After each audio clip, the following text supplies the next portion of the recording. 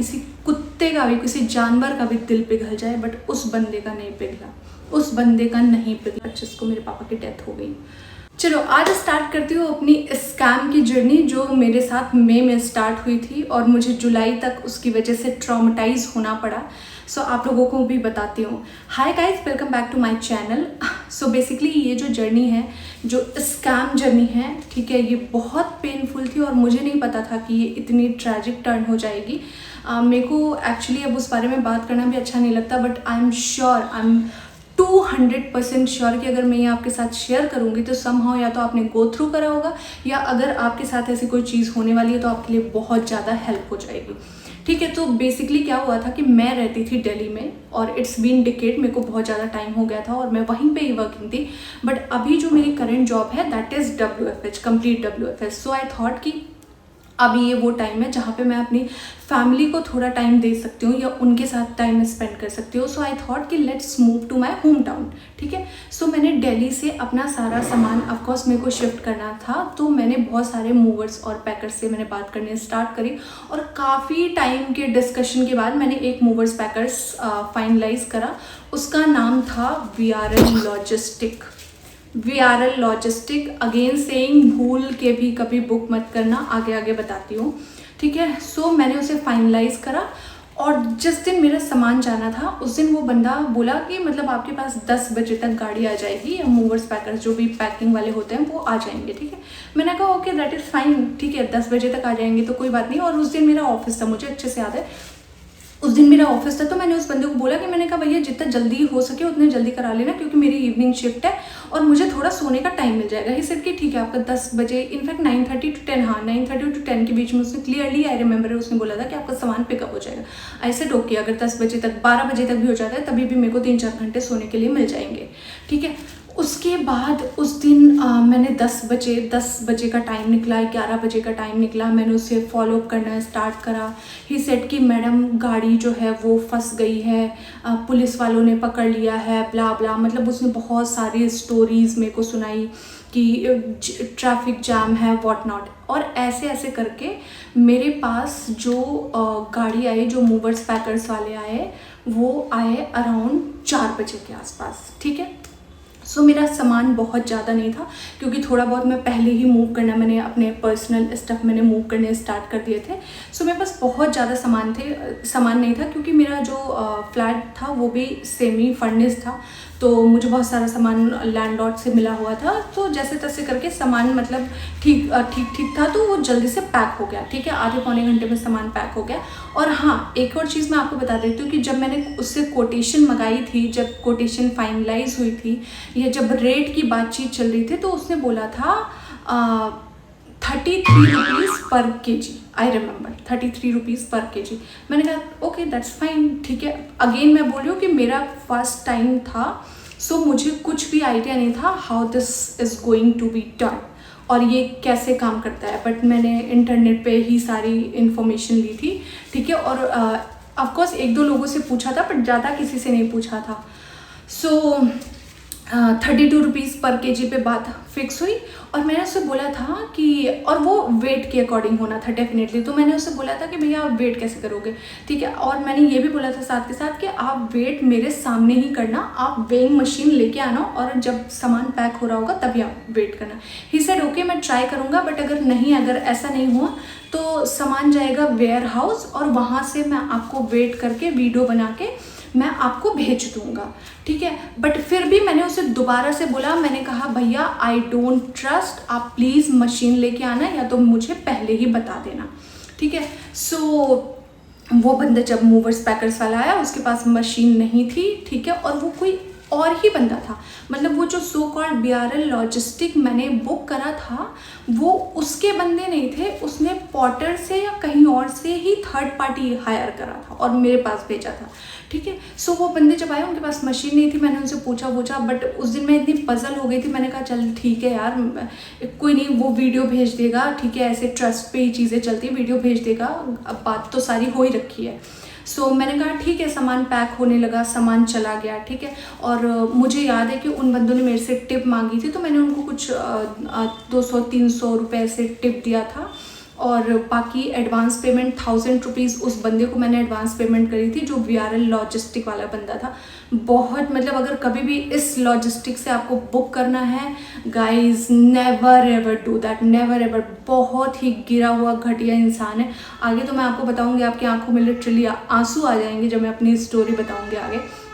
सो कभी उससे बात मत करना, कभी भी उसके थ्रू बुक मत करना, नेवर एवर। अभी तो मेरे को उसका नाम भी भूल गया यार, उसका नाम क्या था।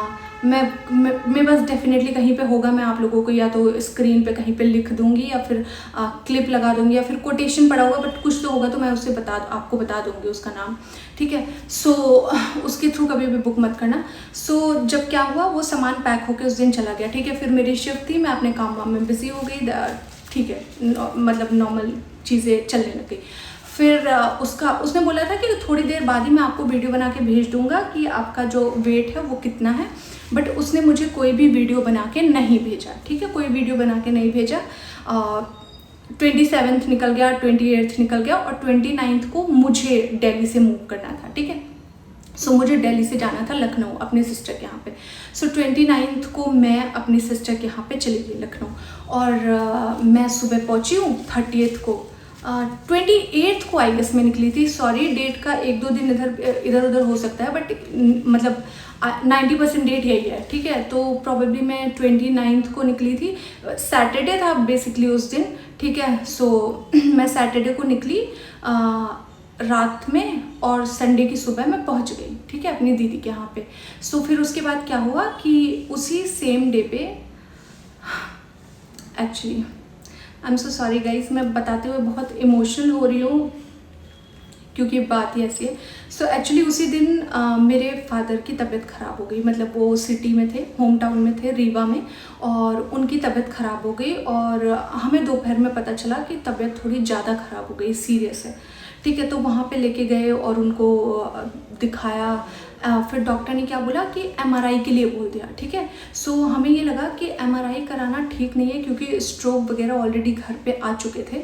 सो हमें लगा यहाँ पे इतना सेफ नहीं है MRI कराना, ठीक है। सो हमने क्या करा कि उनको जो बेसिक ट्रीटमेंट था, जो प्राइमरी ट्रीटमेंट था, वो रीवा में दिलाया, और उसके बाद रात में मेरे भैया और मम्मी पापा को लेके लखनऊ के लिए निकल गए क्योंकि मैं ऑलरेडी वहीं पे थी और मेरी दीदी का घर वहाँ पे है। सो हमें ये था कि वहाँ पे एम्स है, PGI है, मतलब जो भी बड़े बड़े हॉस्पिटल है वहाँ पे हम उनका बेटर ट्रीटमेंट करा सकेंगे, ठीक है। सो निकल गए, लेकिन रास्ते में फिर से पापा की तबीयत बहुत ख़राब हो गई, बॉडी ऑलमोस्ट एक पॉइंट पे बिल्कुल नॉन रिस्पॉन्डिव हो गई, ठीक है। जैसे तैसे करके लखनऊ नहीं पहुँच पाए, फिर से बीच में प्राइमरी मेडिकेशन लेना पड़ा कहीं रास्ते में, और प्रयागराज तक पहुँचे और प्रयागराज में ही हमें उनको हॉस्पिटलाइज कराना पड़ा, ठीक है, हॉस्पिटलाइज कराना पड़ा। और उसके बाद क्या हुआ, मुझे जब लखनऊ में ये चीज़ पता चली तो मुझे 1 मिनट का सब्र नहीं था, ठीक है। मैं जैसे भी अपने पापा के पास पहुंच जाना चाहती थी जल्दी से जल्दी, तो मैंने बोला कि अब मेरे को जाना है। मैंने अपने जीजू से बोला कि हम चलते हैं, और मैं रात में निकल गई लखनऊ से प्रयागराज के लिए, ठीक है। मेरे पापा वहाँ पे एडमिट थे, उनको कई दिन लग गए वहाँ पे, मतलब 7 दिन 8 दिन लग गए, एडमिट थे। सो ऑफकोर्स ये बात है कि मैं उस टाइम पे ये सामान के लिए तो पूछूंगी नहीं, ठीक है। सो मैंने उस बारे में कोई भी चीज़ नहीं पूछी। मैंने कहा वीडियो आ जाएगा, मतलब मेरे को एक्चुअली ध्यान ही नहीं था कि मेरा सामान निकला है या क्या है। मेरा पूरा जो फोकस था वो पापा के ऊपर था, ठीक है। उसके बाद 8 दिन के बाद जब पापा लखनऊ लेके आए, प्रयागराज से डिस्चार्ज करा के, फिर हम उनको लखनऊ लेके गए, और जब वहाँ लेके गए तो पापा की तबीयत में ज़्यादा कुछ सुधार नहीं आया। सो तबीयत ख़राब रही कॉन्टीन्यूसली। कुछ दिन उनको घर पे रखा, देखा, वहाँ पे टेस्ट वगैरह करवाए, फिर वहाँ पे हॉस्पिटल में दोबारा एडमिट कराना पड़ा, और फिर से तबीयत ज़्यादा ख़राब हो गई तो पापा हॉस्पिटलाइज हो गए। फिर मैं हॉस्पिटल में रहने लगी क्योंकि it was me and my brother who was taking care everything. So वहाँ पे हम रहने लग गए हॉस्पिटल में, और बिल्कुल मेरा ध्यान नहीं था इस चीज़ की तरफ, ठीक है। ये चीज़ें चल रही थी पैरेलली। और उसके बाद बीच में ही मैंने उस बंदे से जब बोला था, एक दिन मुझे याद है, किसी दिन जब पापा घर पे थे, मतलब प्रयागराज से और लखनऊ में हॉस्पिटलाइज होने के बीच जब वो घर पे थे, तो मैंने उस बंदे से पूछा, मैंने कहा कि किसी दिन सामान का पूछा कि क्या हुआ, आपने मेरे को वो नहीं भेजा, क्या कहते हैं, वीडियो नहीं भेजा, और आपने अभी तक मेरे को फाइनल अमाउंट नहीं बताया कि कितना हुआ है, मुझे कितना पे करना है। तो उसने बोला कि बता दूंगा करके। और उसके बाद एक दिन मेरे पास कोटेशन आती है और कोटेशन में ही सारा अमाउंट लिखा हुआ होता है, और वो अमाउंट देख के मैं शॉक्ड। इट वॉज नियरली 30,000, ठीक है, 30,000 रुपये। मतलब मेरे को थोड़ी देर के लिए मेरे को लगा कि मतलब ये क्या मैंने क्या कर दिया। 30,000 रुपये उतने बहुत थोड़े से सामान का, मतलब अगर मैं उसको चाहती तो मैं 4 बैग में लेके आ सकती थी, ठीक है। तो मतलब मेरा दिमाग काम नहीं करा। मैंने उस बंदे को कॉल करा, मैंने कहा भाई ये क्या है, 32 रुपये के हिसाब से तूने पर केजी बोला था मेरे को, और इतना कैसे वो हो गया, इतने पैसे कैसे हो गए, कितना वेट है, क्या है, ठीक है। फिर उसने मुझे बहुत सारी चीज़ें बताई कि उसमें डायमेंशन वेट है, आपकी ये चार्जेस है, वो चार्जेस है, बहुत सारे अननेसेसरी चार्जेस उसमें लगे हुए थे। मतलब वहाँ पे कोटेशन में लिखा हुआ था इंश्योरेंस अमाउंट, ये अमाउंट, वो अमाउंट, व्हाट नॉट, ठीक है। जैसे भी इनका मतलब स्कैम करने का तरीका होता है, उस तरह से करके उसने ये बोला। फिर मैंने कहा भैया इतने पैसे तो मैं दूंगी नहीं, ठीक है, अगर आपको सही से सामान देना है तो आप दे दो, नहीं तो फिर मुझे दूसरे तरीके अपनाने पड़ेंगे। और मैंने इतना बोला, और वो बंदा भाई वो अपनी बिल्कुल गिरी हुई नीच हरकत पे उतर गया पूरी तरह से। उसके बाद फिर क्या हुआ, मेरे पापा की तबीयत फिर बिगड़ने लगी और मुझे टाइम नहीं मिला आगे फॉलोअप करने का। बट मैंने अपने 1-2 फ्रेंड्स को नंबर दे दिया। मैंने कहा यार मैं इस सिचुएशन में हूँ और मेरे पास इतना टाइम नहीं है कि मैं अपने पापा के ऊपर जाके वो सामान के लिए चीज़ें उससे बात करूँ और उससे लड़ाई करूँ, प्लीज़ आप लोग देखो, ठीक है। बट मैंने जिन फ्रेंड्स को नंबर दिया था उन्होंने भी बहुत चेस करा, नहीं हुआ, ठीक है। एंड देन उसके बीच में ही मतलब भगवान ने बहुत ट्रैजिक और फिर दुनिया उलटने पलटने वाली चीज़ कर दी। My father got expired. मेरे पापा की डेथ हो गई हॉस्पिटल में ही। 19 जून की बात है, 19 जून 2025। मैं ये डेट कभी भूल नहीं पाऊँगी। 19 जून 2025 को मेरे पापा की डेथ हो गई। और उसके बाद तो क्या ही था।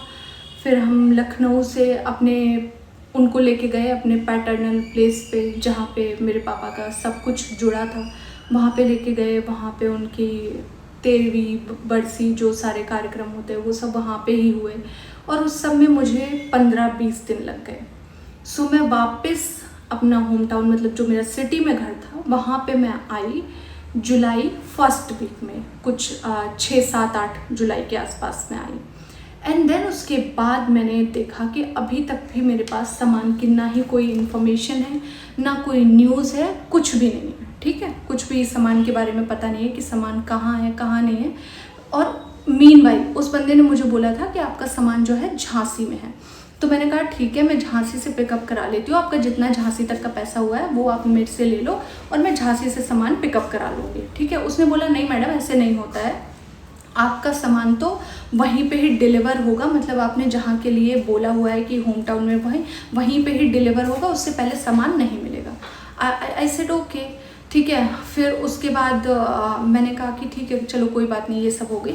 फिर एक फ्रेंड को मैंने बोला था कि यार उससे बात करते रहना और देखते हैं कि अभी क्या। मैंने उसको बोला, एंड में जब कुछ भी नहीं हो रहा था वो बिल्कुल नीच हरकतों पे गिर गया, गंदे तरीके से बात करने लगा, फ़ोन पे रिस्पॉन्ड करना बंद कर दिया उसने, ठीक है। जबकि मैंने अपने सारी सिचुएशन बताई कि मैं इस सिचुएशन में, मैंने अपने फादर के बारे में, इतना गिरा हुआ, मतलब ह्यूमैनिटी के बियॉन्ड वो आदमी था। अगर ये सिचुएशन में तो कोई भी, मतलब ये ऐसी सिचुएशन थी कि एक बार को किसी कुत्ते का भी, किसी जानवर का भी दिल पिघल जाए, बट उस बंदे का नहीं पिघला। वो मतलब एक्स्ट्रा पैसे चार्ज करना ना ही उसने बंद करा, ठीक है। उसने सब कुछ मिला के, ठीक है, मैंने एट लास्ट उससे बोला, मैंने कहा तू मेरा सामान दिल्ली में ही छोड़ दे, ठीक है। मैंने किसी फ्रेंड को बोला, मैंने कहा यार कुछ दिन के लिए अपने यहाँ पे रखवा लो, ठीक है। उससे मैंने बोला कि मैंने कहा तू मेरा सामान दिल्ली में ही पहुँचा दे और उसके कितने पैसे लेगा वो बता दे। तो उसने मुझे दिल्ली ही सामान पहुँचाने के उसने मेरे से 17,000 चार्ज करे, 17,000, ठीक है। I can't imagine. और सामान झांसी में नहीं था, सामान था वहीं ब्रिजवासन में, ठीक है। तो ब्रिजवासन से सामान दिल्ली में ही उसने पहुंचाया, जो कि मैं गुड़गांव बॉर्डर में रहती थी, तो वहाँ पे उसने सामान पहुंचाया 17,000 में।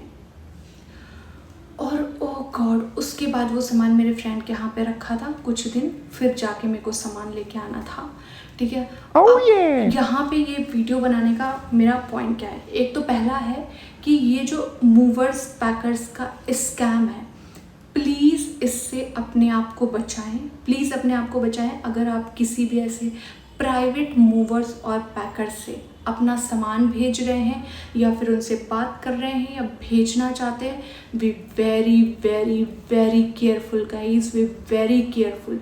मतलब जो मेरे साथ हुआ वो किसी और के साथ भी हो सकता है, और मेरे पास तो कोई ऐसा एक्सपेंसिव सामान नहीं था, कुछ नहीं था, बट बहुत लोगों के एक्सपेंसिव सामान होते हैं, गाड़ियाँ होती है, कार्स होती है, 2 व्हीलर होती है, पता नहीं क्या क्या लोग नहीं भेजते हैं।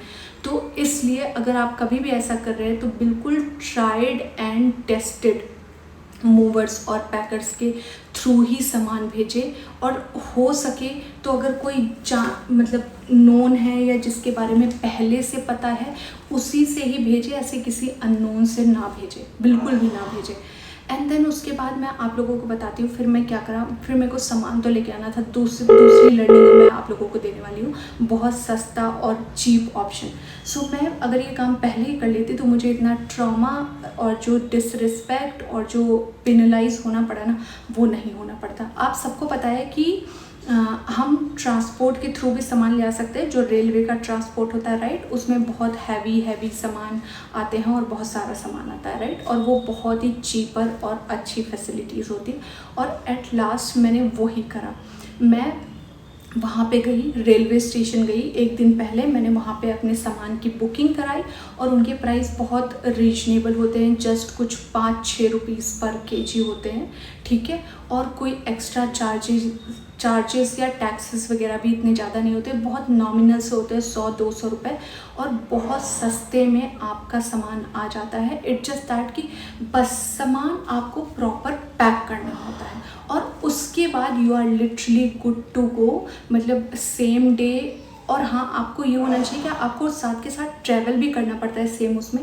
ऐसा नहीं है कि आपका सिर्फ सामान आएगा, आपकी टिकट भी होनी चाहिए, आपके पास PNR नंबर भी होना चाहिए, और आप उसमें जब सेम डे पे ट्रैवल करते हैं साथ के साथ आपका सामान आ जाता है, और उसके बाद आप उसको ईजिली पिकअप कर सकते हैं। कोई डैमेज का टेंशन नहीं, कोई उसकी इनसिक्योरिटीज़ नहीं, प्रॉपर आपका सेफ डन डस्टेड सामान पहुँच जाता है। And guys please if you are booking, again I am reiterating, अगर आप किसी प्राइवेट मूवर्स और पैकर्स को बुक कर रहे हैं तो बहुत केयरफुल रहिए, बहुत केयरफुल रहिए। मेरे पास कुछ क्लिप्स पड़ी हैं, वो वीडियोस में मैं ऐड कर दूंगी, आप लोग देखना। बहुत गिरा हुआ नीच बंदा था, उसने मेरे को इतना पेनलाइज करा, मतलब इतनी बड़ी चीज़ हो गई थी मेरे साथ, और उसने इंसानियत की भी लाज नहीं रखी, इंसानियत की भी लाज नहीं रखी, सीरियसली। एक तरफ मेरे पापा की चीज़ें चल रही थी, रिचुअल चल रहा था, और वो आदमी मुझे पैसे के लिए बोलता रहता था कि अगर आप सामान नहीं ले रहे हो तो आपका वेयर हाउस का भी चार्ज लगेगा, आपका पर डे का स्टोरेज चार्जेस भी लगेगा, ये लगेगा वो लगेगा। और ऑफकोर्स उस टाइम पे हमारे पास पैसे का भी क्रंच था, तो मेरे दिमाग में वो भी टेंशन थी कि यार ये पैसा दिन ब दिन बढ़ता जा रहा है, तो मैं बहुत टेंशन में थी। सो इसलिए प्लीज़ अगर आप कभी भी ऐसा कर रहे हैं, so be very very careful, be very careful. And अगर हो सके तो ये ट्रेन वाला ऑप्शन ऑप्ट करिए। थोड़ी सी असुविधा होती है, बट ट्रस्ट मी, बिल्कुल आधे से कम पैसों में भी, क्या बिल्कुल मिनिमम पैसों में आपका बहुत सारा सामान आ सकता है सेफली, और कोई रिस्क नहीं होता, कोई कुछ नहीं होता। So with this I am ending this blog. Thank you for watching my channel. Please do like, share and subscribe so that I can provide more informative video for all of you. Stay happy, stay healthy. Bye bye. I will see you in my next video.